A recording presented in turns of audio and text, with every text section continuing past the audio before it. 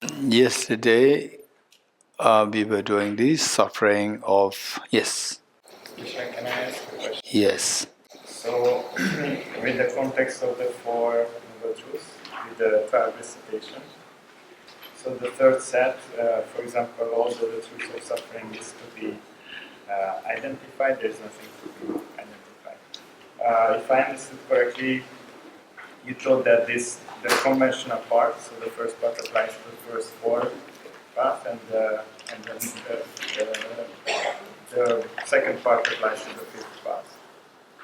I say it again. The two paths, it can be explained on two levels, on the conventional level and the ultimate level. On the conventional level of the five paths, in the first four paths, there is to identified suffering to be identified, and the fifth one, you have identified everything.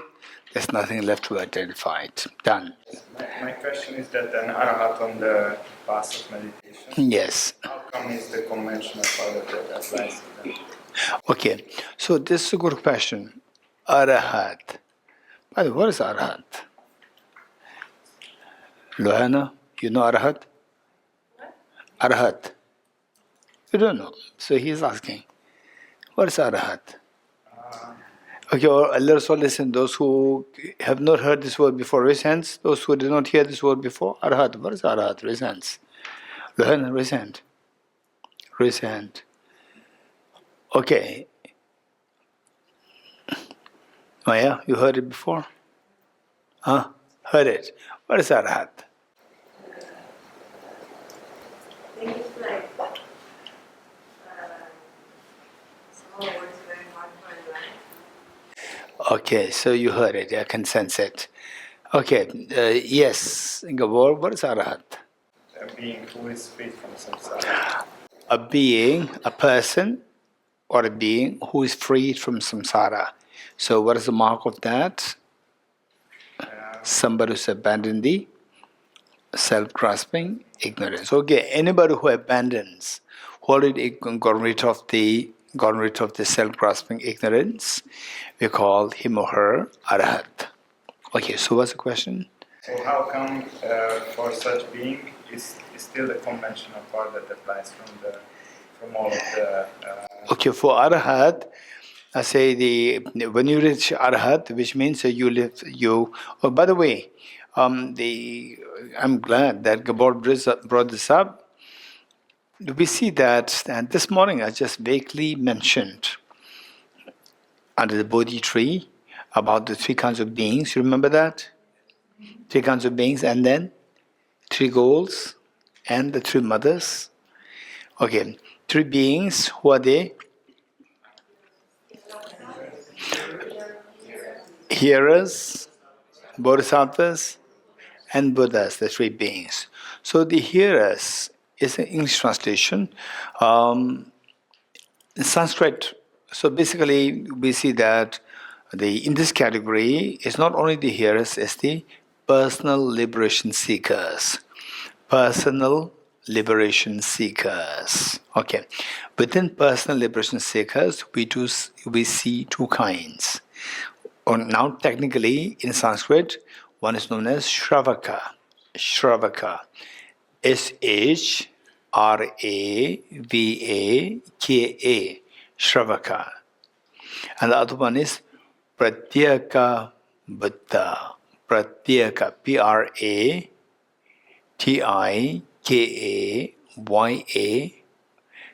Let me repeat once more. Pratyeka Buddha. Pratyeka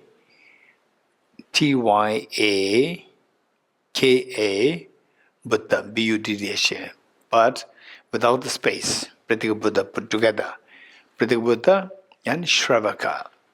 So these two fall under the category, those who seek personal liberation. There are two. And what is the difference between these two? Both seek personal liberation, which means they don't really, for them, other sentient beings and themselves, the priority is themselves. They see themselves as more important than the more important, meaning that they seek liberation for oneself, and others, If they can help, very good. But then the priority, this is not the priority. Priority is their personal liberation, personal freedom, personal enlightenment. These two. Within these two, there's a difference. That the Shravakas, they are less intelligent in comparison with the Pratyaga Buddhas. And Shravakas, they are more society bound, and personal liberation. The Pratyaga Buddhas, they are more independent, more in solitude. So this is the little difference. And the now what we said is that you recite the mantra Gate Gate Para Gate Para Samgate Bodhi, so 5 parts.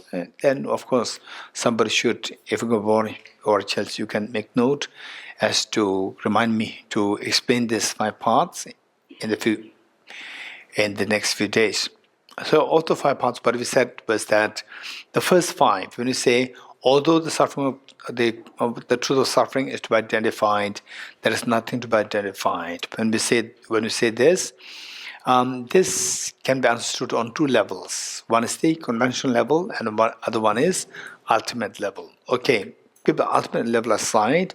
On the conventional level, how this is to be interpreted is that although the truth of suffering is to be identified on the first 4 levels, because first 4 levels you have not perfected your path. You are still in the learning stage. You are preparing learning. So although the truth of suffering is to be identified, the first part, although the truth of suffering is to be identified, the second part is there's nothing to be identified. So the first part which says all the truth of suffering is to be identified is in the context of the first 4 parts.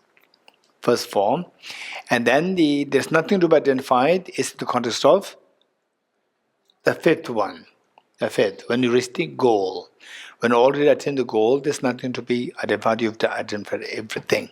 So, up to this point, how many of you understood this? Raise hands.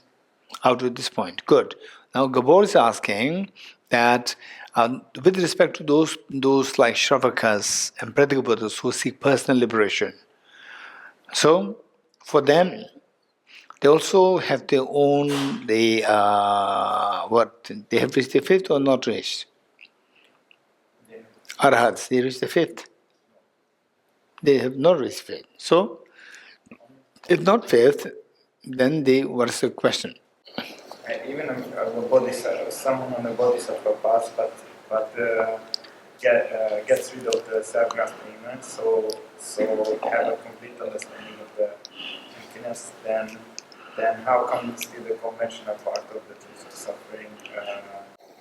Okay, so let me put it like this. First, let me give you a very broad understanding. Anybody, okay, let's say that when I say these 3 beings are there, and there are many ways of classifying them. One way is how Aramatria classify the beings into 3 groups. Shravaga Pratyaga Buddha 1 group, Bodhisattvas 2nd group, Buddhas 3rd group. And there's still another way of classifying the beings. The Buddhas and Bodhisattvas, put them together. Shravaga separate, Pratyaga Buddha separate. You're getting it. There are many ways of classifying. Do you agree with me that the beings here can be classified into those who came from Asia, those who came from outside Asia? Is it fine? Can we divide like this? Good. And also can I divide like this? That the 40 plus, 40 and plus, and 30 and 39 and below is also correct, right? And then the another classification would be like those who came to Bodhgaya by train, and those who came to Bodhgaya by otherwise. Is also fine. There are so many ways of classification. So let us classify like this. Say Buddhas and Bodhisattvas 1, then Shravakas 1 separate, and Pratyaga Buddha 1. So there are 3 groups. You getting it? So all 3 we can speak of Gade, Para, Samgade, Bodhi. So all 3. For Shravakas, they have their own Gade, Para, Samgade, Bodhi. They have their own goal. And they have their own 4 steps to reach that, to get that goal. And the Pratyaga Buddhas also have Gade gade bara gade bara samgade bodhisoha. They have their own goal, and 4 steps to reach that goal. And the Bodhisattvas, the total we put it Mahayana. Minor practitioners, they also have the Gade Gade Bara Gade Baraskan Bodhisoha. The fifth one, the Buddha's fifth one, the goal already attained, and the Bodhisattvas on the first 4. Is it clear? Good. Now, let's put it like this. For Shravakas and Pradik Buddhas, who reached the fifth one, that is known as Arhat. In other words, what is Arhat? Arhat is anyone who has abandoned, who has got rid of, who has eradicated self-grasping ignorance. In other words, anyone who has eradicated afflictions, including self-grasping ignorance, is known as Arhat. Let me repeat it. Anyone who has eradicated afflictions, including self-grasping ignorance, is Arhat.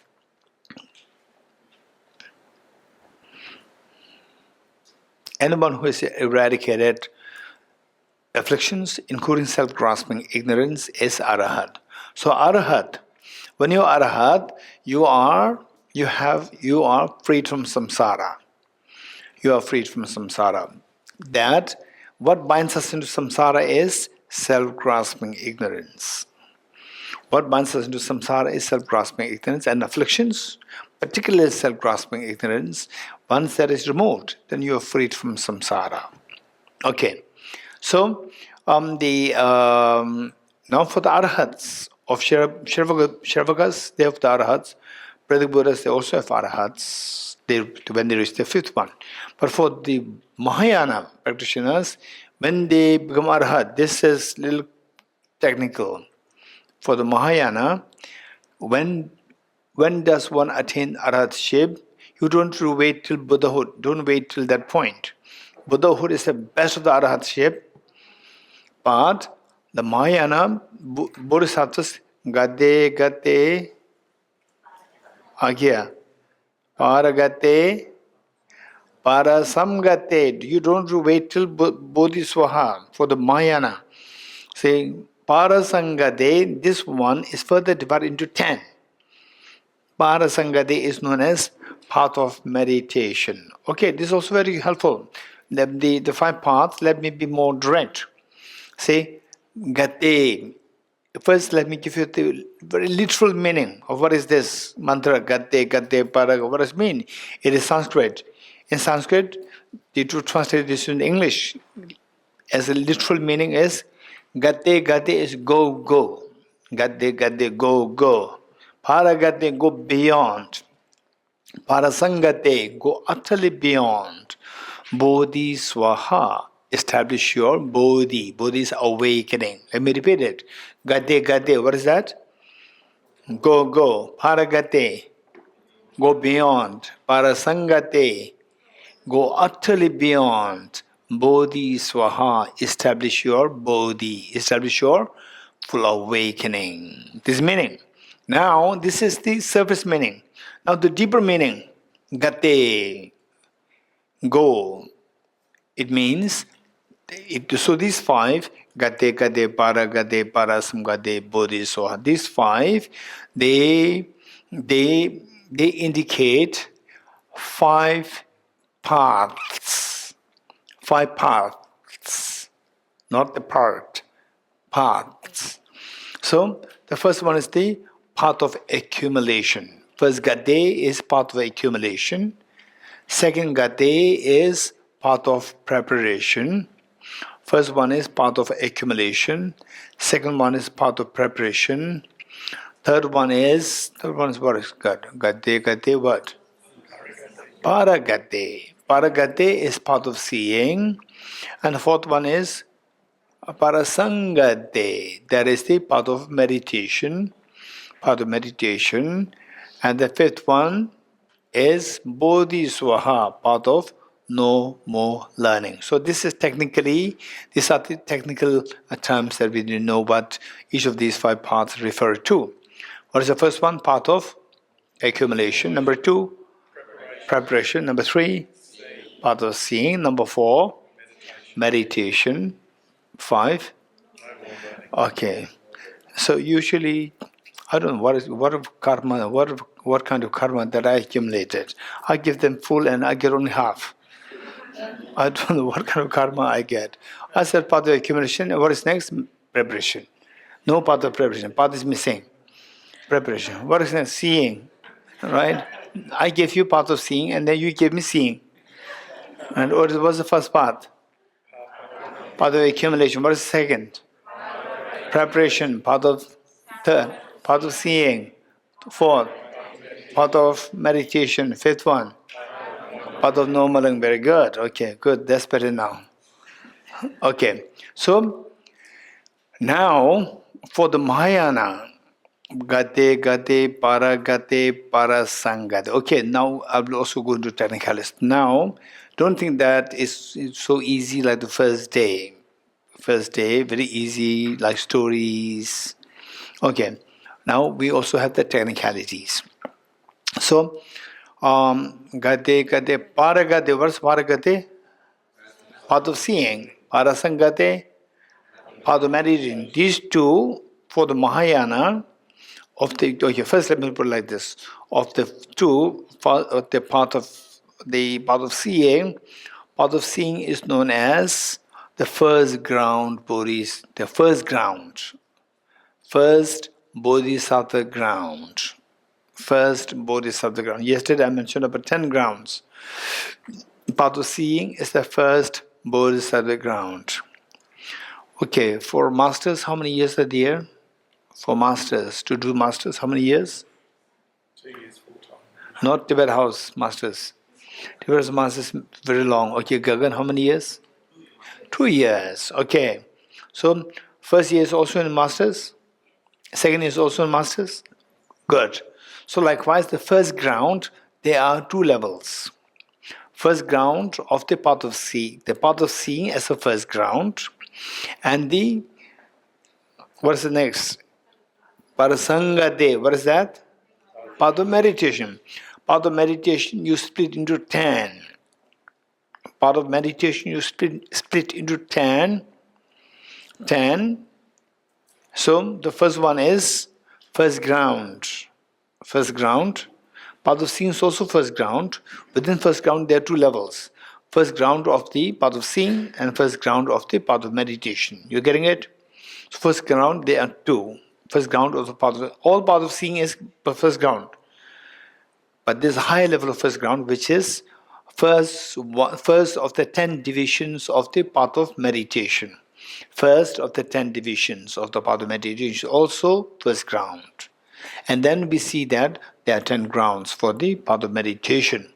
Now, for the Mahayana, when we reach the 8th ground, which one? 8th ground is path of accumulation, preparation, which one? Path of meditation. Within path of meditation, the 8th ground, when you reach the 8th ground, you become Arhat. 8th ground, you become Arhat, which means you abandon the afflictions. You have abandoned afflictions, 8th ground. If the Bodhisattvas put effort, the text says, if the Bodhisattvas put effort, they can easily abandon the afflictions, they can attain Arhatship at the path of seeing. At the path of seeing, they can abandon afflictions, they can attain Arhatship at that point. But their primary concern is not to remove the afflictions, but to practice Bodhicitta. To attain Buddhahood. Affliction remove, what is that for? For Arhatship. You abandon afflictions and Buddhahood is not attained. So it's just for Arhatship. So Bodhisattvas are not interested for the Arhatship. They're interested for the full awakening. Therefore, they don't put much effort. For example, like somebody who's building a house, who is building a big, good house. So that person, it may take whole 1 year. And for a small hut, to build a small hut, it may take just 1 week. So this person can easily build a hut in place of one big house, which would take, but the person will not put effort to make a small hut. It's just waste of time. So likewise the Bodhisattvas, they don't put effort to eradicate the afflictions too much. Of course, the afflictions is to be eradicated, but then the major effort is finally to reach the Buddhahood. Meanwhile, afflictions will be eradicated on the way, but if they put effort, special effort, they can easily eradicate afflictions and become Arhat when they reach the path of seeing. This is what the text says. You getting it? Okay. But without much effort, they can easily eradicate the afflictions when they reach the eighth bhumi. So eighth bhumi, they attain Arhatship. Okay, so the question is, from the Gabor, the question is, for the Bodhisattvas, when they reach the eighth bhumi, they already abandon the afflictions. They already abandon the self-grasping ignorance. And then is it that there's nothing left for them to what? There's nothing left for them to abandon? This question. So the Bodhisattvas, their focus is to abandon what? Okay, so that the Gabor, don't forget this. I'm yet to explain this, the two kinds of afflictions. So I'm here to explain this. Without this, then the newcomers will be lost. Okay, so this question will come a little later in a while. Okay, so in a way, that's good. Gabor, thank you for bringing this up, and because there's many things which otherwise will take time to explain. It already is explained now. Okay, with this, having done for the time being, let's go continue with where we left yesterday. You remember where we left? Anyone who remembers? Okay, Sadavisha. Pervasive condition suffering. We talked about the three kinds of suffering. Anyone? What is true the suffering? What is it? They want to know. What's the suffering? Nivita, what is the suffering? Whatever can be commonly identified or agreed on. Very good. Say a suffering which anybody can easily identify. Easily, anybody. You get this keyword. Anybody, like including animals, which anybody can identify as suffering. This is known as suffering of suffering, to make it very easy. Or let's say evident suffering. Anyone, what is suffering of change? Now you cannot guess. If you guess, you will be put to penalty. Because yesterday you already learned it. When I did not teach, you can guess, it's okay. Right? Okay, Gagan. All mundane happiness. Very good. Thank you. Okay, Gagan is a little nervous. Okay. All mundane happiness, all contaminated happiness, both are same. All contaminated happiness, all mundane happiness. Which means when you say mundane, it has a connotation of the mundane all mundane happiness. We get a feeling that okay, now I cannot enjoy the world. I can enjoy my life. This is all mundane happiness. But here, a wise person can see something beyond this. Mundane means there is something other than mundane, which is supramundane. So the supramundane happiness not included here is suffering. So there is mundane happiness there is suffering, all mundane happiness suffering, but don't worry, you can still enjoy the life with the supramundane happiness. You getting it? Supramundane happiness. Or contaminated happiness versus when you say all contaminated happiness, suffering of change, then okay, which means that all body experience contaminated happiness. So then our life is so boring. No, wise people will see something more profound. What is that? What will they see? Uncontaminated happiness is there.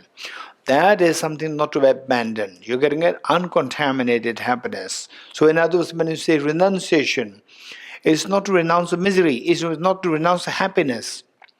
Right? It is not to renounce the happiness. It's to renounce the miseries. Don't forget it. Oftentimes people have a very naive understanding, thinking that Buddhism is so self-denial, it also suffering all the time, everything is suffering, everything is impermanent. When they say that, yes, we do find some teachers, some people who say that, oh, in Buddhism everything is suffering, everything is impermanent. That's not true. That's not true. Is everything suffering? Is everything impermanent? Hey. Okay, I will ask Maya, is everything impermanent? What example do you have? Like the non-existence of flower. Absence of flower. Absence of flower. Very good. Okay. And there are many more. Okay. So, Anand, is it that everything is suffering? No. But the Buddha taught everything is suffering. No? No. So what examples do you have? Huh? Is everything suffering? Uncontaminated happiness. This is not suffering. Very good. Wow, this is amazing. In the future, if there are, there are people saying that, oh, in Buddhism everything is suffering, we'll send Anna, right, to explain this to others. No, that's not true. Not that everything is suffering. There are super mundane happiness, uncontaminated happiness. Okay. And you may be wondering, what is uncontaminated happiness? What is that like? So for that, we need to understand the various levels of the mental thinking. Our mental thinking, how the mind thinks, and what the mind feels. What the mind feels, sometimes there's a pleasant feeling, unpleasant feeling mixed. Yes? Sometimes pleasant feeling, some is a pure unpleasant feeling, some is a pleasant, unpleasant mixed, sometimes pleasant feeling but very rough, coarse. So you see their mind can go, the pleasant feeling can go subtler, can become subtler, subtler. Then, so for this, to identify the subtler levels of the mind, we don't require to be Buddhist. We don't really have to know the Buddhist concepts. Even in the past, before the Buddha, there were many teachers who already realized the subtler levels of mind. But the only problem was that, for example, the Buddha's two teachers, Acharya Alara Kalam and Acharya Udrega, the two teachers who the Buddha, from whom the Buddha sought the help, and the Buddha reached the same level, but the Buddha was not happy with that because they lack something. They lack the wisdom of emptiness. That is something missing. So when you have the wisdom, all the stains are related to ignorance. The stains are removed. Happiness mixed with the stain. Stains are removed. Then happiness becomes so pure, uncontaminated. That is the uncontaminated happiness. This is the supramundane happiness. Okay, and for that, what it is like, feeling-wise, what is it like? So you're talking about the feeling. For that, you have to feel what it's like to experience emptiness. When you get a little glimpse of emptiness, what it's like, your mind will feel the rest. Your mind will start to feel the rest. Otherwise, your mind is like this, moving here all the time. Only when you realize emptiness, then your mind will start to settle. Even in the meditation, you think that your mind is very calm. Still it is moving. It's moving. You don't know that. We don't know that. Only when you see the emptiness, then you will realize that your mind is, for example, you live in Delhi all the time. You live in Delhi all the time, you think that this air is normal. Then you go to Dharamsala, then you say, oh, the air quality is very different. We have been experiencing the breathing very bad, low quality air. You're getting it? In Delhi. Only then you will realize it through comparison. So likewise, when you realize emptiness, then you realize that my mind, 24/7, my mind is moving like this. Even the meditation, Acharya Alarakram, Acharya Udrega, they already reached such high level today. If they're alive today, no doubt, people think that they are Buddhas. People worship them like Buddhas. But they are not Buddhas. They have not even reached the say, Gate, what? Second Gate, second what is it? What is that? Huh? Path of preparation. They even did not reach the path of preparation. They are even yet to reach the path of preparation. Forget about path of seeing, path of meditation, no more and far, far, far away. Because they didn't have the wisdom. Without wisdom, you cannot go beyond that point. At the most, you can be on the first path. For sure, not in the second path. So way far, too far away from Bodhisattva. But the people, ordinary people, will think that they are Buddhas because they have no experience of the higher paths themselves. So it's so important to get the correct information, complete information, correct and complete, and systematic information. You're getting it? Okay. So, having said this, what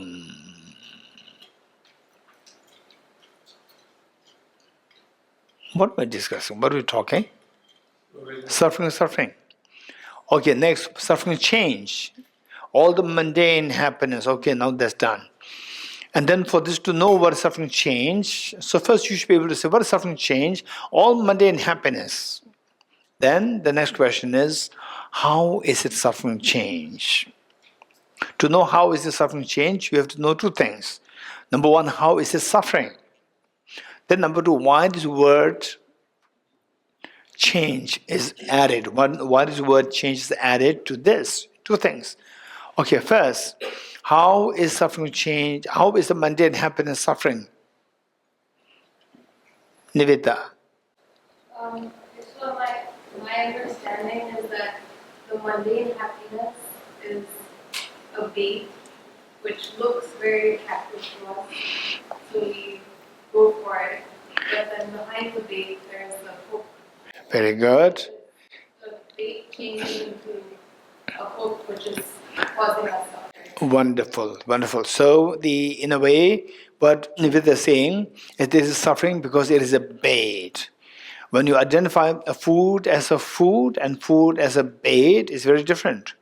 When you identify the food as a food, then you will be glued. If you identify that as a bait, then you run away from it. Although it's delicious, but you run away, which means that it is suffering. It's bad. It's not good. But even the bait, even in some cases, even though you identify that it is a bait, some people they're glued. You know that? For example, alcoholics, they know that it's bad. But when it comes to alcohol, again, they cannot get away. This form is a addiction. It happens. So now tell me, so for some people, when this is a bait, they run away. For some, when this is the bait, still they're glued. So what was the difference? Anyone? So these are the serious questions that we need to deal with. So people who learn about Dharma for quite some time, one question that they commonly come up with is that, okay, so now I know all these things, but in practice it's difficult. This is the question that comes. So all of us, we need to think about it. Those of us who are beginners, is fine. Beginners is fun. Your job is to first learn. And once you get a good picture of what the Dharma is, then take steps to practice it. When you start practicing, then you find that it's difficult. If you don't practice it, it looks so happy, it's so easy. It looks so easy, right? So, what Arhat, remove the afflictions, and then you attain nirvana, and the what Buddhahood, affliction, remove the cognitive obscurations, and you become Buddha. How to remove the cognitive with some emptiness, Bodhicitta, with some emptiness, maybe it may take another. So we are doing for 10 days. And the Bodhicitta, again to be within 10 days, Bodhicitta emptiness. And practice for how long? Maybe some months. Or in a year, then you become Buddha. Right? It looks so easy, but in practice, it's not that easy. So the question comes that it's not easy as how we think. So how to sustain the practice. How to sustain the practice. Okay, so for this we see that some people, when they see the alcohol, say there are two who are into alcohol and the who are into indulgence, and then both meet with the dharma, and then both say, okay, now this is not a good habit, I have to remove that. Both think like this, and then finally, the after 6 months, they're produced in front of the alcohol. One person can be glued, knowing that it is bad, and the other person stayed away. So one has the willpower, other person does not have the willpower. So what makes the difference? Anyone? What guess? What do you think? Now you can guess. Huh? Karma. Anyone else? Huh? No, both done both do so well. Guy. Between knowledge and wisdom, isn't it? Sorry? The difference between knowledge from a book, Huh. wisdom, which is a lived understanding. They already lived, both of them lived the understanding. They know that with alcohol they will end up into a ditch. They know that. Yeah, but They know that. You understand what I'm saying? Both know that with alcohol it'll end up into ditch. They know that. Both of them know that. how deeply you know. Yes, deeply know that. I'm talking this from my experience. My friends are there. My friends, I've seen them. You know? Hey, The other person is glued, drinking or not drinking? I mean, one is glued. Glued meaning into drinking. Drinking, yes. Otherwise, was glued. Is metaphorical. he feels he wants, but he doesn't. No, the first one drinks and second one stays away. Yes, Cyrus. The one who stays away, his practice is stronger. The one who is drinking, his practice is weaker. Okay, did you hear what Cyrus said? Good, very good. Okay, Dr. Mona Lisa? The one who's still drinking doesn't feel the urgency to stop it and doesn't feel the urgency of the consequences that he might face. But the one who has stopped drinking sees the urgency that if he doesn't. So why this urgency? To one the urgency came, and the other the urgency didn't come. Why? Okay, we need to learn how to ask the right question. You getting it? We need to ask, we need to know how to ask the precise question so that you know where you are, where you get stuck. Once you know that, identify that, you can fix it. You're getting it? So this requires the skill to identify where the mistake is happening, where you're getting stuck. Okay, Varma. I think that is about the difference between the two persons. Maybe both study Dharma, but one only study and the other put in the free wisdom. The other meditate, reflect it upon the study, and then meditate upon the study. Okay, both of them studied and learn about it and yet to go into the experience, yet to go into reflection. Both study, but one is able to just study this, hear this and refrain, and the other glued. Why? Okay, Joyce. The one who refrains is beginning to realize that there's a trap there for me. So Both know that there's a trap, it'll drag me into ditch. Both know that. Okay, so I would say that whatever you said is not that is wrong, but what Cyrus said is a matter of everybody has the Buddha nature. You getting it? Everyone has the Buddha nature. Everyone has, just to see the alcohol, this is what's stupid, you know. Look at this. Somebody who has this attitude, seeing the alcohol, is just stupid. Do you think that this person will be glued? Let me repeat it. If the person is there who sees alcohol and sees this as so stupid, childish, with this kind of mindset, do you think that this person will be glued? This will not be glued. You're getting it? Look at this. This is a very high level of the realization. High level of realization. Whereas, so this, although both of them are doing the same thing, doing the same thing, but their past is very different. In the past life, the person who refrained must have practiced more. And the person who's not getting glued, he's not, although superficially we see same, but in the past, the person who's glued now has practiced less. For example, say on the surface, you see metal, iron, metal like this. Okay, let's say metal, same size, metal. Oh, both are metal. And then there is a magnet there. And one is pulled so hard, and the other pulls not so hard, slow. Only when the magnet comes closer, then it's pulled. Whereas the other one is pulled so fast. Why? Superficial is same, and is also labeled wave X. Wave X, same, but it's not same. Behind, this has solid metal, like solid 5 inches metal. So here only a thin sheet. So behind this all plastic or wood. You're getting it? So the tendency for it to be pulled by the magnet is less. Or the superficial, they look same. We look same, the two person look same. 2 eyes, 1 nose, same.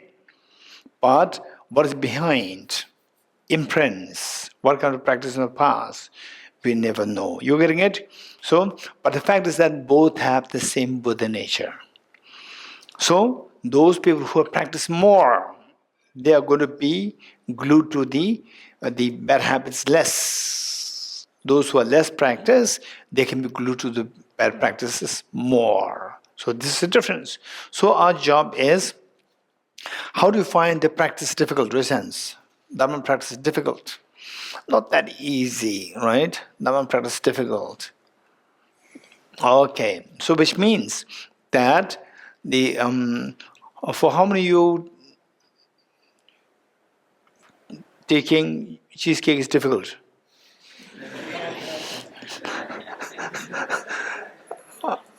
Huh? Difficult for you. Cheesecake is difficult. Okay, what is good? Momo. Momo is not difficult. Rice is not difficult. Rice is good. Fried rice is good. Plain rice is good, but not cheesecake. Okay, for others, cheesecake is not difficult.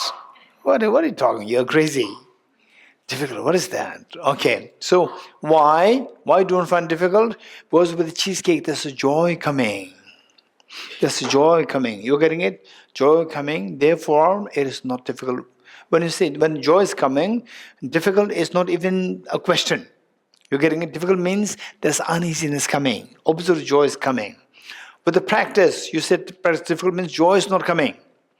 Joy is not coming. Now, say where you build a practice in such a way that when you practice, the joy comes.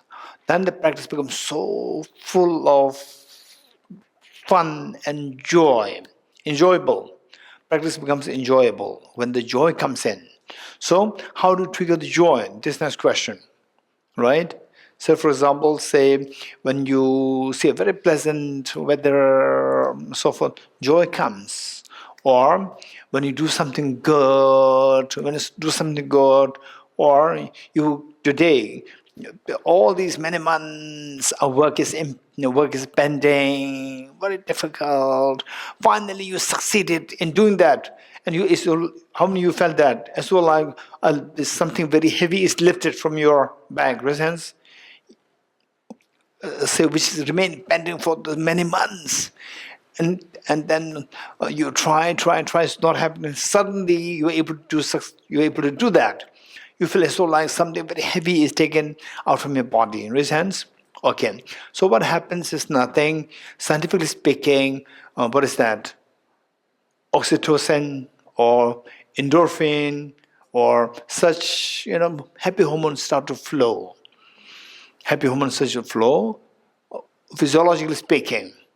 Mentally speaking, psychologically speaking, there's a mental joy triggered.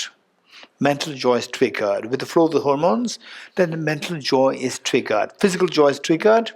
Physical joy the manifested in form of the mental joy. When the mental joy is felt, you feel so light. You feel so light. Okay, so the practice, if you can associate that with the joy, if you can bring the joy in this, then the practice is not difficult at all. Okay, so this is a little bit of digression.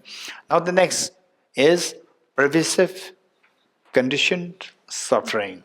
Okay, what is pervasive conditioned suffering? I give you some examples. What are the examples that I gave you? Remember? Huh? Okay, so we have Akia. Involuntary burden, samsara. Next, some. Very quick. Say it. Yes, Carl. Be under the control of contaminated karmic afflictions. Number 3. Contaminated neutral feelings. Next. Self-grasping ignorance. Very good. Being under the sway, under control of self-grasping ignorance. Very good. Okay. First, these are examples. Now, why these are known as pervasive conditioned suffering? This question. So for that, we have to know what is pervasive, what is conditioned, and how they are suffering. 3 things. You getting it? Okay. First, pervasive. To know the pervasive, you cannot guess. You cannot guess. You're getting it? For example, like if I tell you, what do you think is the age of my father? You can guess. Look at my age, and then from there you can calculate plus 20 plus, right? 20 to 30, you just add it, and then it becomes my father's age. You can guess. But if I ask you what is the age of my father, you cannot guess. You agree? The reality, there are different kinds of reality. Some you can guess, some you cannot guess. You're getting it? Some you can guess, some you cannot guess. For example, say, what I ate 5 years ago. Don't guess. It's just waste of your time. Whereas, if you say, okay, there are many things which you can guess, there are many things which you cannot guess. Pervasive conditioned suffering. So here the pervasive, why these are known as pervasive, you cannot guess. So, what cannot be guessed, don't try to guess. Okay, so these are the technical concepts. Technical concepts you have to learn. Without learning, you cannot guess. Okay. So with this, pervasive. To know what pervasive is, we need to know the whole samsara. Samsara, where the beings take birth. Samsara is divided into 3 groups. Samsara is divided into 3 groups. The first, beginning with desire realm. Next is form realm. Still next is formless realm. Whole samsara is divided into 3 groups. So where you have not attained arhatship, where you have not abandoned the self-grasping ignorance, these are the only 3 places where we can take birth. You have to take birth in one of these 3 places. Desire realm, what next? Form realm, what next? Formless realm. 3 realms. Okay. So what are these 3 realms? So on what basis these 3 realms are they classified? So desire realm is the one with the least quality. Next is the form, and still next is the formless. Within the samsara, formless is the most refined place. Okay, let's say I use the word place, but formless is the most refined realm. Place, you may feel, again, a physical external place. Formless does not have a physical external place. So, of the 3 realms, the third one is most refined. The first one is known as the desire realm. Why this realm is known as desire realm? Because that the beings who take birth in this realm, they are predominantly characterized by desire for sensual objects. Those beings who are predominantly driven by desire for sensual objects, 5 sensual objects, they are known as And this realm is known as desire realm where the beings take birth who are predominantly driven by desire for five sensual objects. Okay, that is, and you will agree with me that who do you think is more refined person? The person always who goes after the five sensual objects in drinking, music, and then what else? Like food and so forth. Always five sensual objects versus somebody is meditating all the time. Who do you think, generally speaking, who do you think is more refined? Generally speaking, what meditate, of course, yes. But but if you go into specifics, it can be different. We never know. Some people who can be going to the sensual all the time, but deep inside can be extremely refined, very kind. Someone who's meditating, very grumpy. Sometimes, but not always. Generally speaking, people who are meditating means that their mind is less obsessed with external objects. Many of the gross afflictions, gross complications in the world, they arise because of related to these sensual objects. You agree? Gross complications in the world, court cases, they are almost all connected with the external objects. For example, okay, I feel angry, police will come to arrest me or not? I feel angry, police come to arrest me or not?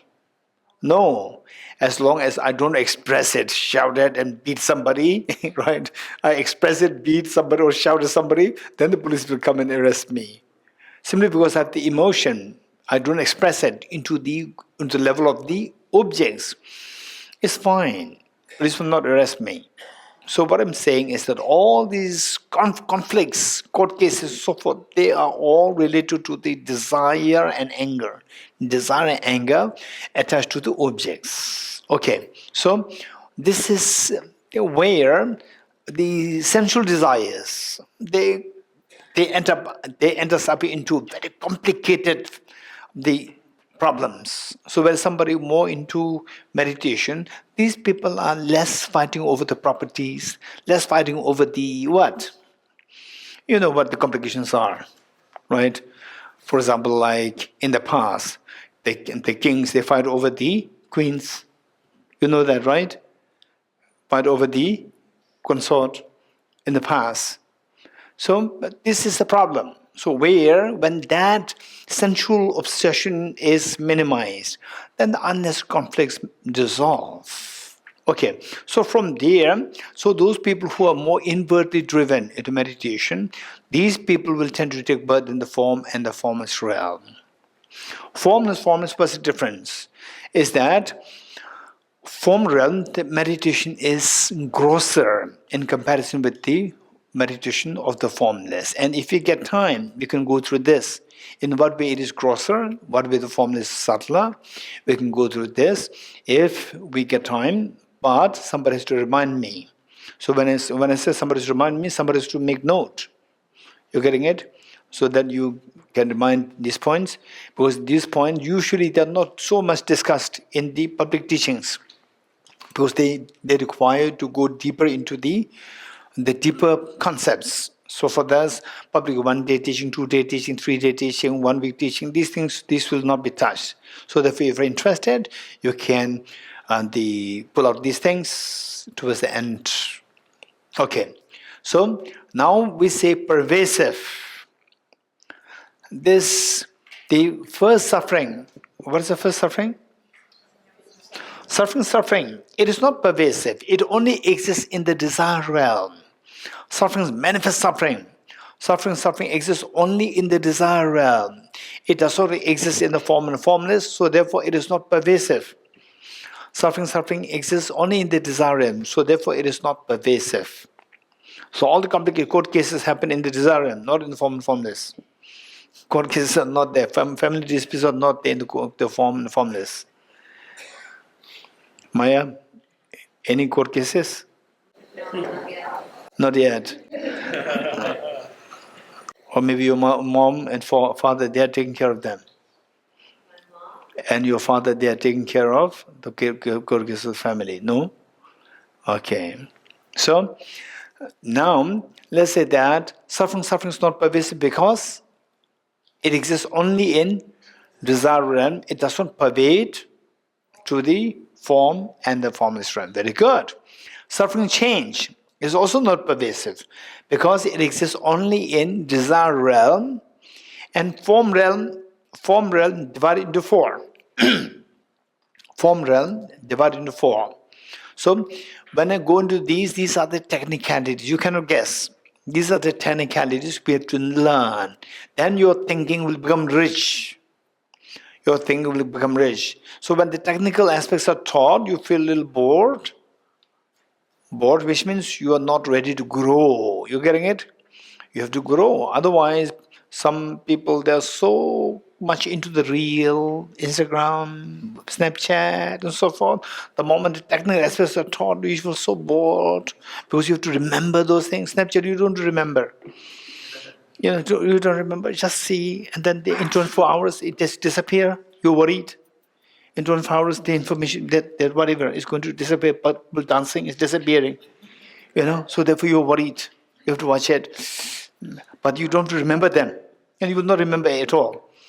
After 1 year of watching these Snapchats and these things like 1,000 times, you tell me, what do you remember from this? No, I don't remember anything. Right? Because everything in your brain is jumbled up. Jumbled up, and it's like a mess. And it will not give you space for you to good information to get in because it's all occupied by this mess. So you have to first remove this. This is garbage. Okay. So the technicalities you have to learn. By learning these technicalities, your mind grows. So later on, if ever you were to attend some retreats or some teachings, and some teacher asks you, they say, manifest suffering, how is it not pervasive? You say, because it doesn't exist of the form and formless realm, and these teachers will be amazed. Wow, okay, this person is exposed to the Dharma, but technically, you getting it? Okay, this is very precious. Good. Suffering change. Form realm is divided into four. These four are easy to remember. First, concentration form realm. Second, concentration form realm. Third, concentration form realm. And the fourth, concentration form realm. It's just like that. Just the form realm divided into four concentrations. Four concentrations meaning these realms are given the label concentrations. That's it. So, first concentration, second concentration, third concentration, fourth concentration. Okay. Formless realm, again divided into four. These divisions will be very helpful for us to grow our intelligence and grow your synaptic connections. Grow your synaptic connections in your neurons. These are very helpful. So the healthy synaptic connections are created. Okay, formless realm divided into four. Again, you cannot guess. The first one is infinite space. First one is infinite space. Second one is infinite consciousness. Infinite space, infinite consciousness. Josh, what is the third one? Vacuity. And peak of existence. The peak of existence or peak of samsara. Peak of existence or peak.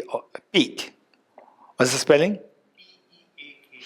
P-E-A-K. Peak of existence / samsara. So the four formless realms are, what are they? Infinite space, tell me.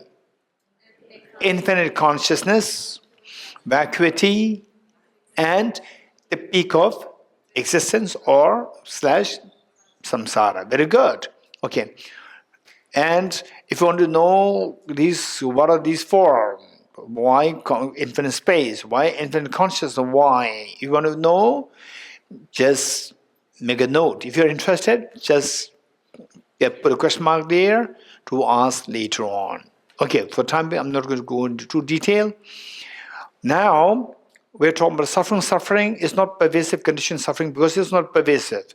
How is not pervasive? Suffering. Quick, someone. Because it does not pervade to form and formless realm. Very good. Suffering change is also not pervasive. Because, it exists only in the desire realm and the first three form realm. Not in the fourth form realm, not in the formless realm. So therefore it is not pervasive.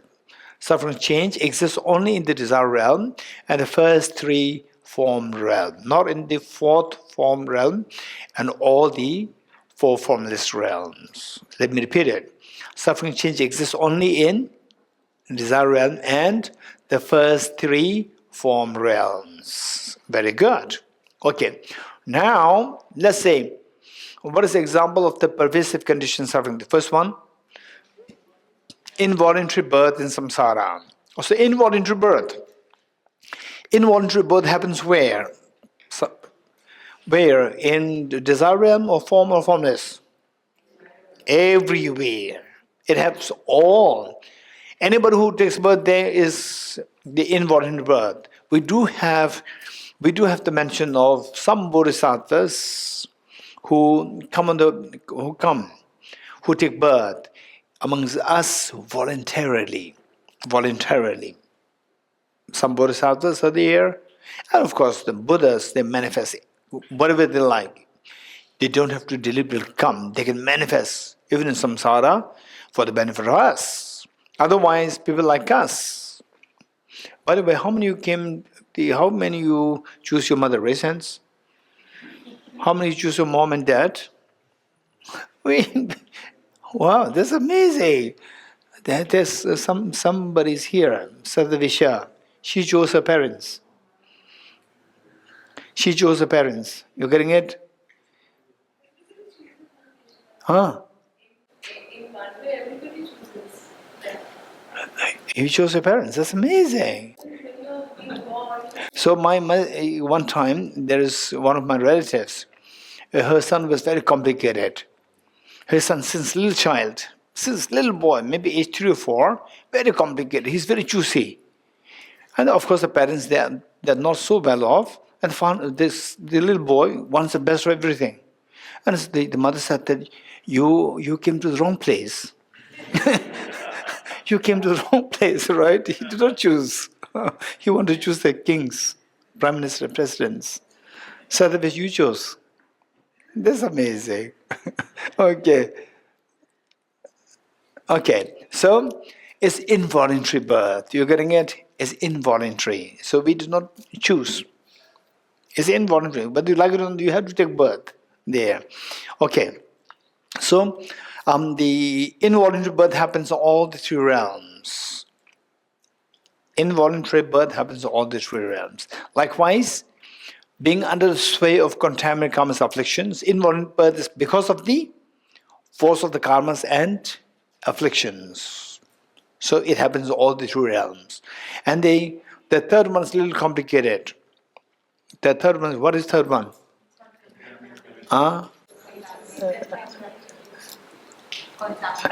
Contaminated neutral feelings. Contaminated neutral feelings. This is a little complicated. Okay. Let us discuss on this. What is next? Be under the control of self-grasping ignorance. Okay. So this also, now look, these are extremely precious concepts. We never heard about these things in the past. These are so precious. And when you come to realize, wow, this is very true. How come that I did not hear this before? Right? How come that I'm hearing all this now? So this all came from the Buddha's teachings, and more precisely explained so meticulously by the Nalanda masters. We are very fortunate, very fortunate. Why I'm saying this is that to meet with the correct information, complete information, systematic information is not that easy. It requires a lot of merit. Why I'm saying this is that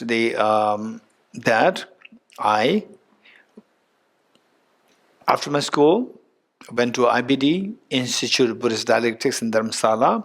Then after that I went to Drepung, where all are so professionally explained. All these concepts, Buddhist teachings are so beautifully explained, with one part explained from every angle. All the four schools explain the same point, different ways, and your mind just expanded. So I thought that this is everywhere. It's so common. If you meet with the Buddhist teaching, this is how it works.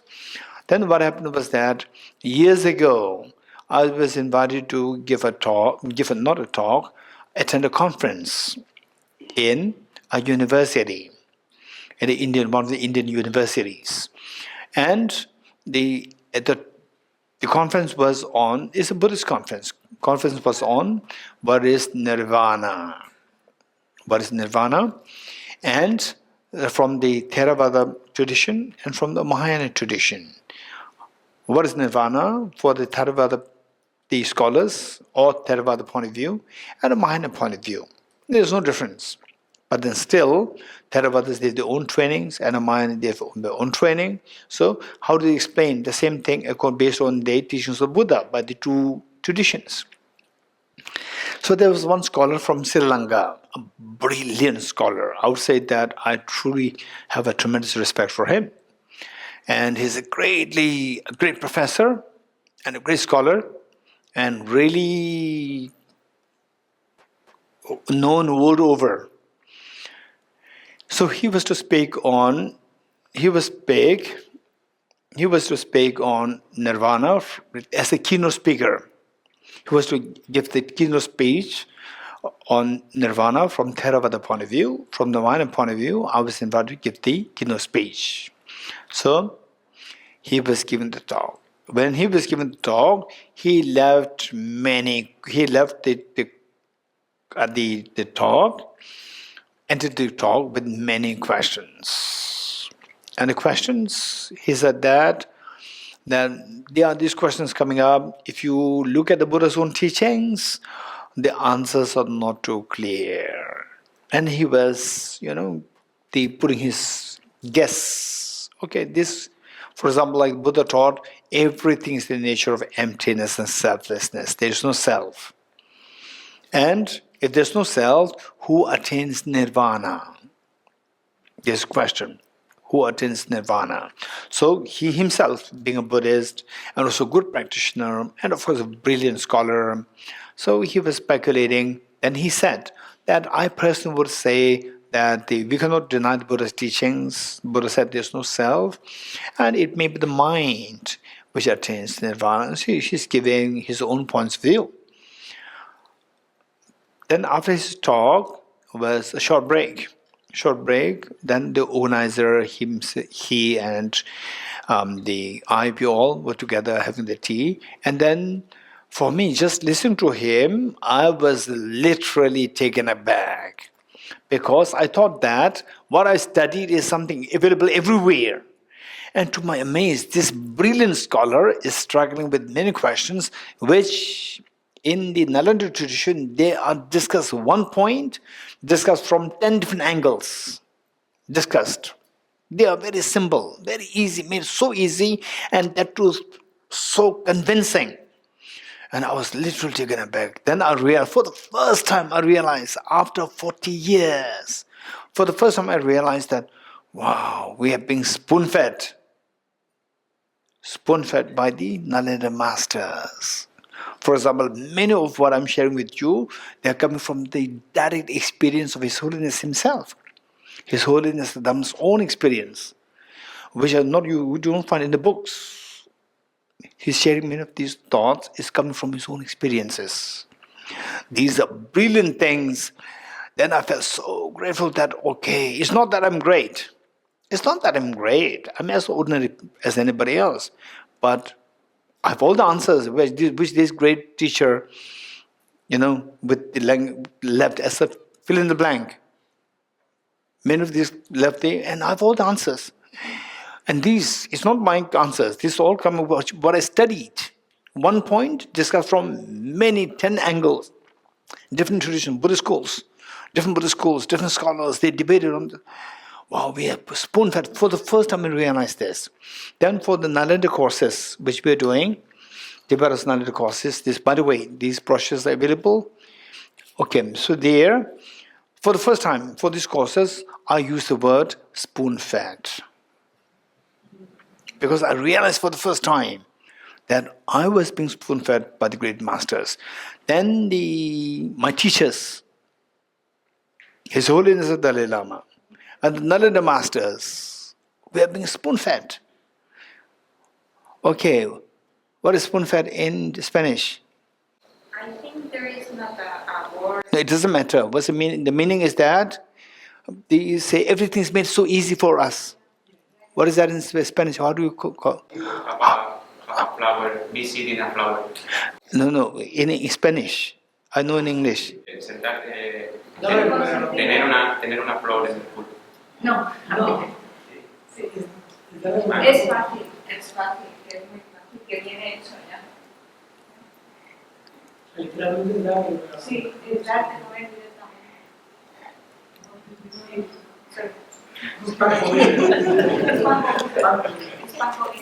Okay. The lady there, you got it? Yes. Okay. Yes. Yes. So, then what happened was during the break time, I asked the permission of this scholar. I asked because there are many people who were confused. How come that the Buddha's teachings remain so vague? So it is our responsibility to clarify, to make sure that it's not vague, all the answers are there. So I asked permission of the scholar that during my presentation, can I give answer to the questions which you left with a question mark? And he said, yes, of course, please do that. And when I was giving the answer, he was busy scribbling them down. He was busy scribbling. But scribbling what? Scribbling the points which I learned from my teachers and from the Nalanda masters. Nalanda here, where we're going there on 12th. This is a place where the brilliant thoughts developed in India. Brilliant thoughts, amazing. Amazing brilliant thoughts developed. This is amazing. And today the replicas are here in South India.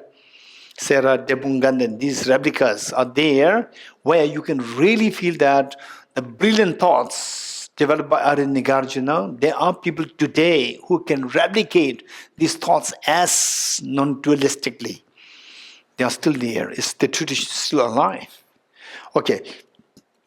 So, this said, so what I'm saying is that many of these concepts, we may take, okay, we attend, and we came to Bodhgaya and retreat, and then I signed up for the retreat, and you feel like this. And so it's not necessary that we get this information. They are so precious, so precious. Yes, your name? Oh, Misha, yes. Oh, what's going on my mind? How come that I forgot Misha? Yes. So what's the answer? To what? To the question, if there's no self, then who retains care? Okay, let us not digress too much. Then you will ask me, who's that person? What is his name? Where is he? What is he used to eat? Right? Okay, let us not digress too much, but if you're interested, ask this after the emptiness teaching. You getting it? Okay, many of these points which you are curious to know, there are thousands. 10 days is too less. You getting it? So there are thousands. If you are curious to know, just be a little patient, put a mark there to be asked closer towards the end. So we finish on 14th, and by 11th, 12th, you can ask these questions. Good. Okay. Pervasive conditioned suffering. So a suffering of kind which pervades all through realms is known as pervasive conditioned suffering. So the pervasive is done. Conditioned, that say, okay, to how many you okay. Our body is changing. Our body is changing.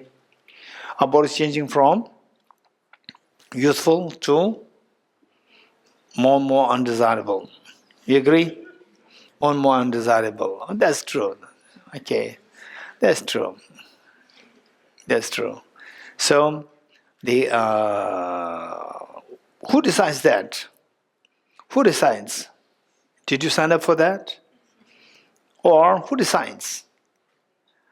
Our karma decides. Our karma decides, not we decide. Or what we are is conditioned by these karmas. That the fact that we grow older and the body turns from something which is nice to not desirable is decided by the karma on your behalf. Karma decides for you. Karma decides for you. So therefore we are conditioned by other factors. We don't have the freedom.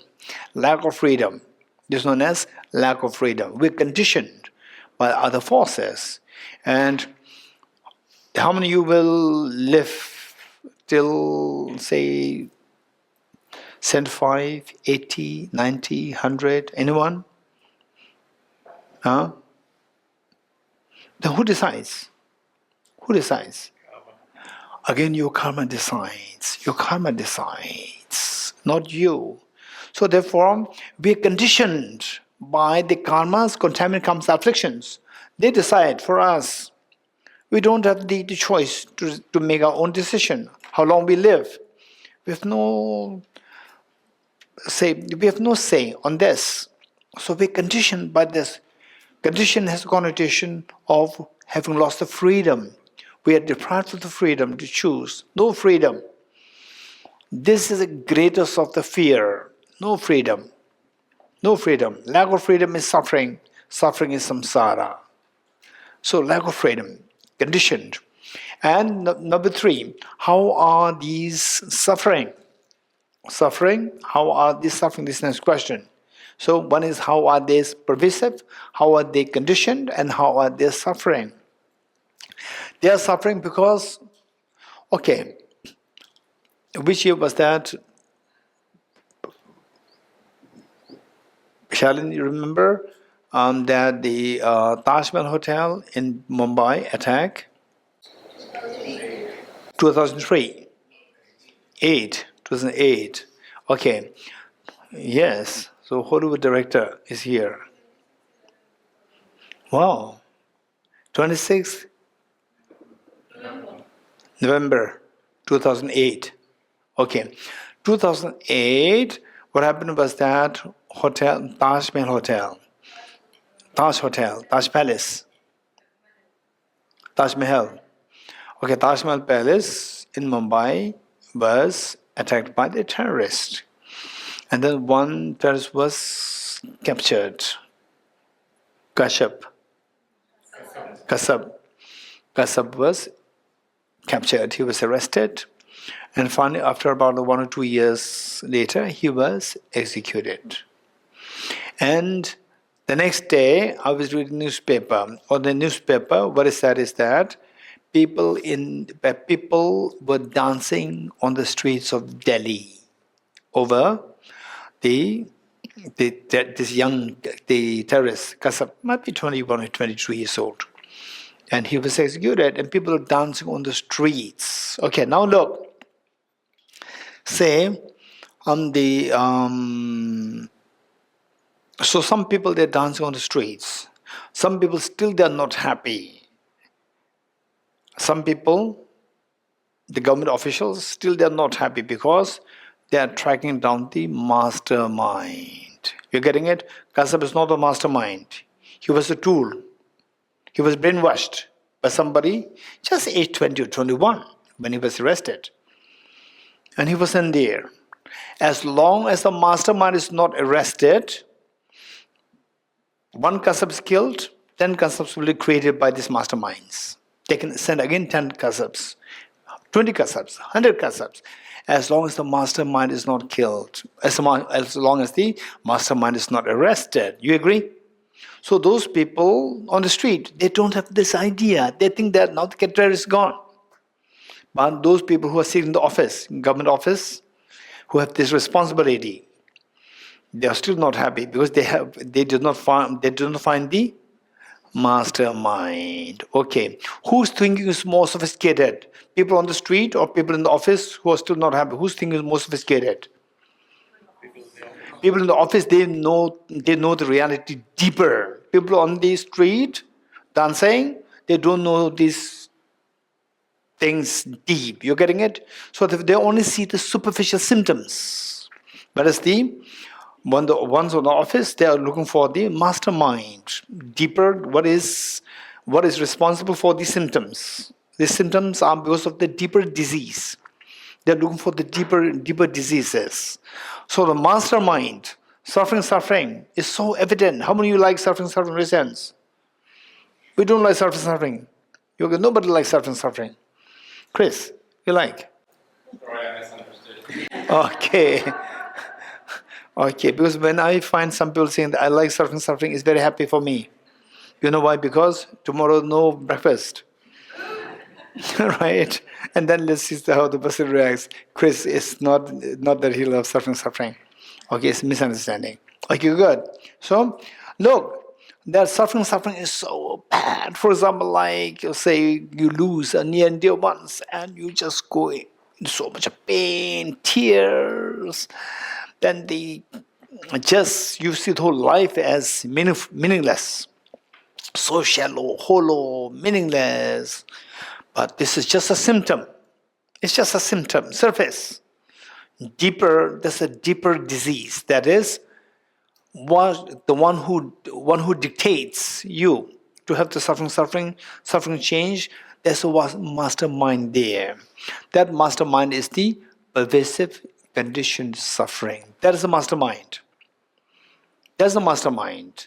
So those people who do not know the mastermind, they're very happy to see that the symptom is gone. For example, like, say, you have the headache, and you take the paracetamol or the any other painkillers, Tylenol. Okay, anyone from America? Anyone from America, Canada? Canada, what do you use? Tylenol or what? Huh? Advil. Okay.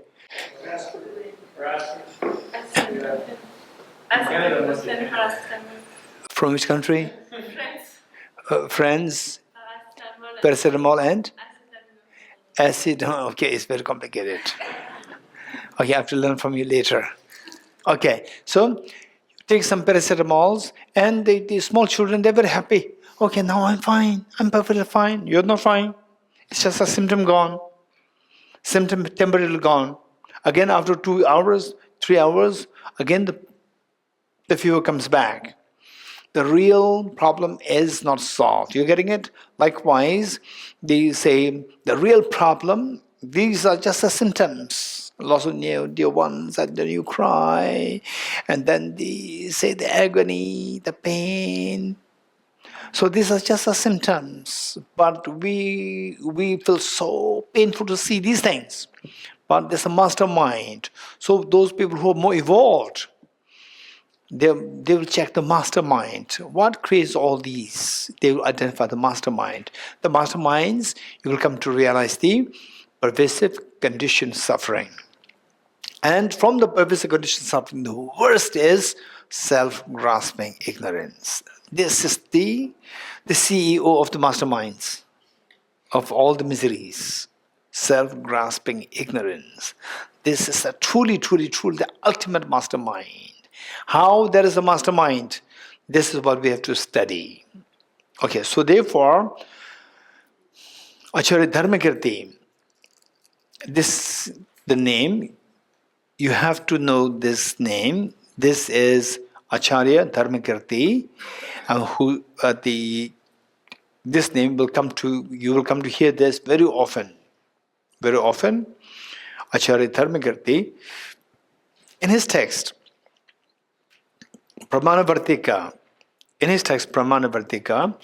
he said that when the Buddha taught, truth of suffering is to be identified. You remember that? Okay, second set of the four. Second set of the four. What is that? Second set of the four with this of the 12 recitations. What is that? Practice. Can you use what was the teaching the Buddha gave in this context? Yes, Iris? The truth of suffering is to be identified, the truth of cause of suffering is to be abandoned, the truth of cessation of suffering is to be actualized, and the truth of the path leading to cessation of suffering is to be meditated upon. Okay, how many agree with Cyrus? Raise hands. Okay, we all agree. So the Buddha taught the truth of suffering is to be identified, and truth of cause of suffering is to be abandoned, so forth. So when the Buddha taught truth of suffering is to be identified, Buddha meant the third one, which is the truth, the pervasive conditioned suffering. You getting it? When the Buddha taught, Acharya Dhammakita said that when the Buddha taught the truth of suffering is to be identified, it is not just sufficient to identify the truth of the suffering and the pervasive and the suffering change, but you are expected to understand the truth of this suffering in the sense of pervasive conditioned suffering. There's a mastermind. Whole purpose of the identifying the truth of suffering is to abandon it. To abandon it without identifying the root, you cannot abandon it. Without identifying the root, you cannot abandon it. You agree? Okay. So, therefore, the third one is worst. And anybody who identifies the third one, say those who identify the first suffering, they really feel it. They feel the gravity of this. For us, we identify that to the suffering. We identify that. But the moment we change to the moment we get to the suffering change, how can we forget? We forgot the suffering. You agree? You agree? This happens. Say you're under suffering, crying, and so. No, I have to leave the world. I have to go to Himalaya, leave everything. And the moment your environment changes a little bit, people around become a little better. The weather is also nice, and you forgot the first one. Again, you are intoxicated by the suffering change. You getting it? So this is how we move. Keep moving. So it's like 2 steps ahead, 2 steps back. So net zero, right? So this is what happens. So wise people, some wise people, what they do is that 2 steps ahead, 2 steps, keep adding 2 steps, more. Then they started to feel the suffering as really huge problem.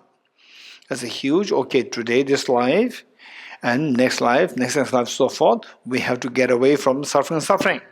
We have to get away from suffering. So these people will go inwardly into the meditative experience and then take birth in the form and formless realm. You getting it? The first 3 form realm, where suffering is no more there. But they can come back. For the time while they are there, they don't have suffering. They're fed with suffering, and then while they are there, it's guaranteed that they will not have suffering. So they only have the suffering change. And within that, first 3 realms, form realms, those who are even more intelligent, and then also those in the, more intelligent, who said, even the suffering change is also very vicious. It's so vicious, it is trapping us into samsara.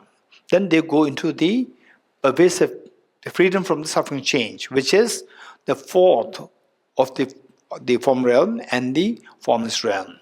And then only few people in these areas who already freed from suffering change, still they are not now.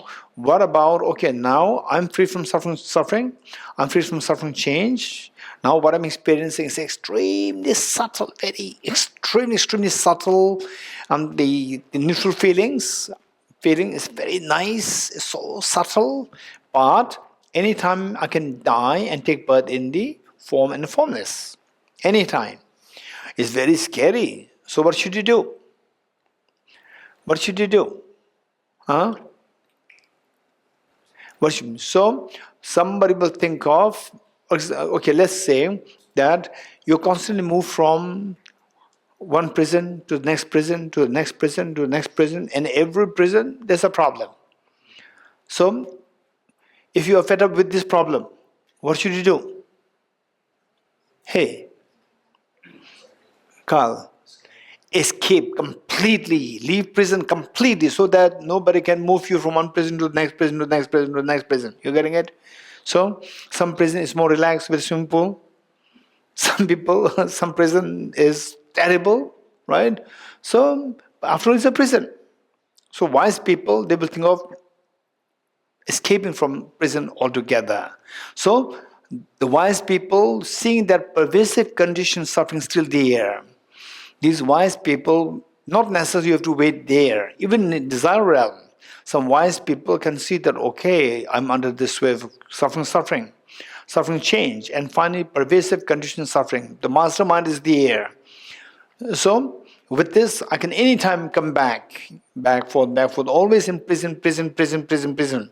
Sometimes desire realm, sometimes a form realm, some formless realm, some desire realm, just moving from one prison to the next prison. Why? Get out of samsara completely. Get out of the prison of samsara completely. So these people will put effort to cut the mastermind. Once the mastermind is gone, I was quite amazed.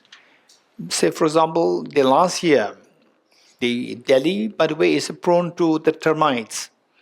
How many of you know about termites, raise hands? Termites. Well, how many of you have no idea about termites, raise hands? No idea? Okay, lucky.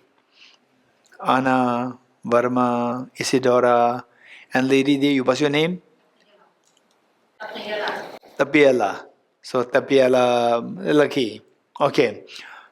I don't know whether you are lucky or not lucky. When it happens, anytime you're not prepared, because you don't know how to manage it. We know how to manage it. Right? Okay. What happened was that the staff quarter, which is the office, Tibet House office, put me in. So that once it was attacked by a termite, thousands of termite, and we have to remove the wood. Now there's no point. And there was another room, in the same flat, another room, where from outside I could see that it was attacked by termite. It's already attacked. But someone from inside, I thought it's okay. And then recently, there was one sofa, I did not need that. So I discarded it to donate to the office. And the office staff, they took it, they checked, and they saw the traces of termite. And they asked me, oh, Geshe, there's termite. If I said that if there's a termite, no point, don't keep it, discard it. But I told them that, did you really see a termite or you saw the traces of termite? These two are different. Traces of termite means termite already gone. Somehow, I don't know what is the mechanism, I don't know, I'm not really expert in this, say, but the traces are there, but the termite may not be there at all. They're gone, somehow they're gone. If they attack, they can attack so badly, but this one is like a miracle.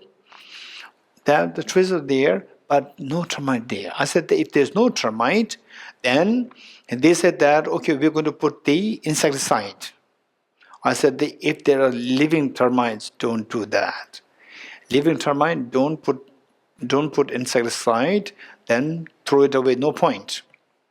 Killing, this is not the solution. Killing is not a solution. This is your compassion gone. Whole purpose of Tibet House is defeated. His Holiness the Dalai Lama putting effort to set up Tibet House, the purpose is defeated by us. No killing. If there's a living termite, then discard it. No need to put any insecticide. If there's no living termite, then the life expectancy is gone. The whole colony, Trauma colony life expectancy is gone, which means that now it's safe. Now you can take the precaution. In the absence, you can take the precaution. So this is what is said. So, okay, why do you say this? Huh? Why do you say this? Pervasive condition. Pervasive condition suffering. So? How to escape from samsara. Escape from samsara. Escape. Okay. So the point is that there's no point to run from one prison to the next prison to the next prison. You have to escape from samsara completely. How to escape? You have to escape from the mastermind. Mastermind. You're getting it? So we're to get away from the mastermind. So what's the mastermind? Ultimately, the mastermind is self-grasping ignorance. And the next question is that how do we know that self-grasping is the mastermind? How do we know that with this self-grasping ignorance, we are moving from one prison to the next prison to the next prison? How do we know that? All these we have to learn. You're getting it? Okay, good. Time up? Okay, so we stop here. Okay, praise to the Buddha, chant, the handout. Tage toje shage riso chon shenge meto dege bonjombo serge numbo tabo jebe ko shaye gebo kyola cha se lo oh mone Mahamona Swaha Om Mone Mahamona Swaha Tage Doje Shage Riso Chon Shenge Meto Dege Bonjomba Serge Numbo Tabo Jebe Go Shaye Gebo Kyola Cha Se Lo Oh Mone Mahamona Swaha Om Mone Mahamona Swaha Tage Tuje Riso Chon Shenge Meto Dege Bonjomba Serge Lumbo Tabo Jebe Go Shaye Yebo Kyola Cha Se Lo Oh Mone Mahamona Swaha Om Mone Muni Mahamunaya Swaha. Om Muni Muni Mahamunaya Swaha. Om Muni Muni Mahamunaya Swaha. Om Muni Muni Mahamunaya Swaha. Om Muni Muni Mahamunaya Swaha. Three processions together.